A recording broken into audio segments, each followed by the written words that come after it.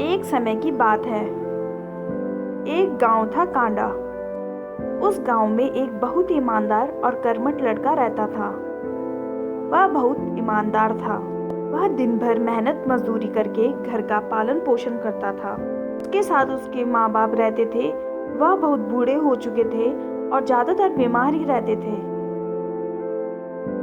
सुनती हो रमा, हमारा बेटा काफी बड़ा हो गया है, जिम्मेदारी भी संभाल लेता है और अब हम भी काफी बूढ़े हो चुके हैं। हमें इसकी शादी करानी चाहिए।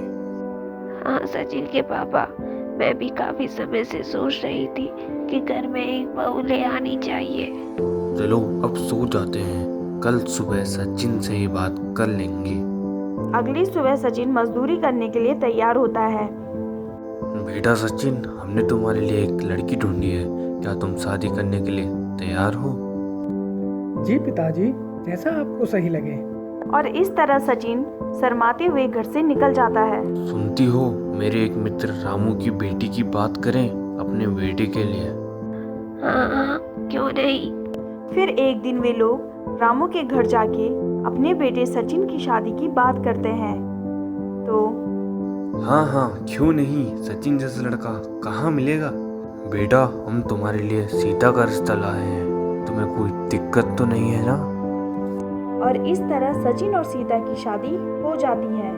सचिन के माता पिता सीता से बहुत खुश थे।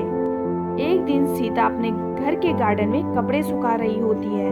तभी उसकी नज़र अपने पड़ोस पे पड़ती है। तो वो देखती है कि वो लोग कार में कहीं घूमने जा रहे हैं। सीता किसी सोच में पड़ जाती है। शाम को सचिन घर आता है और वो सचिन को खाना देती है, पर उस दिन उसने कुछ नहीं कहा और सोने चली जाती है।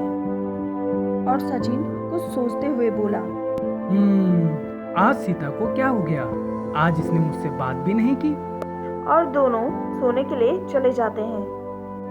सीता, क्या हुआ? माँ पापा ने कुछ कहा क्या? सीता कुछ न बोलते हुए सो गई।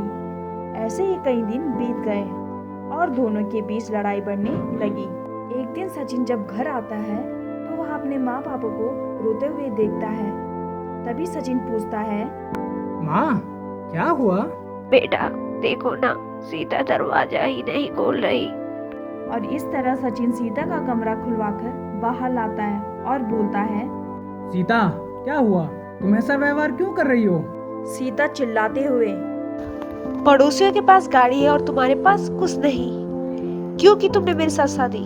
और इस तरह दोनों के बीच बहुत लड़ाई होती है। और इस तरह अगले दिन सचिन बैंक जाता है और वहां से लोन ले आता है और अगले दिन ही उनके घर पर गाड़ी आ जाती है। गाड़ी देख सीता बहुत खुश होती है और वह घूमने जाते हैं। कुछ महीने बाद एक दिन अचानक सचिन की तबीयत खराब हो जाती है और उसकी नौकरी छूट जाती है। नौकरी जाने की वजह से घर में पैसे आने बंद हो जाती हैं। सारी बचत बैंक की किस्त चुकाने में चली जाती है और उनके पास खाने के लिए भी कुछ नहीं बचता। और यह सब देखते हुए सीता बहुत रोती है और बोलती है, मेरी ही जिद थी गाड़ी लेने की, अब मैं क्या करूं? नहीं सीता, इसमें तुम्हारी कोई गलती नहीं। हमारे ये दिन भी जल्द बीत जाएंगे। और इस तरह सीता वो गाड़ी बेचने का फैसला लेती है और जो पैसे मिलते हैं उससे वह अपने पति का इलाज करवा देती है। और इस तरह सचिन फिर से नौकरी पे जाने लगता है और फिर से उनके घर में खुशियां आ जाती हैं। तो बच्चों, इस कहानी से हमें यह शिक्षा मिलती है कि हमें अपनी इच्छाएं अपनी क्षमता के हिसाब से ही रखनी चाहिए। तो दोस्तों, अगर आपको यह कहानी पसंद आई हो तो हमारे चैनल को लाइक और शेयर करना ना भूलें। Thank you.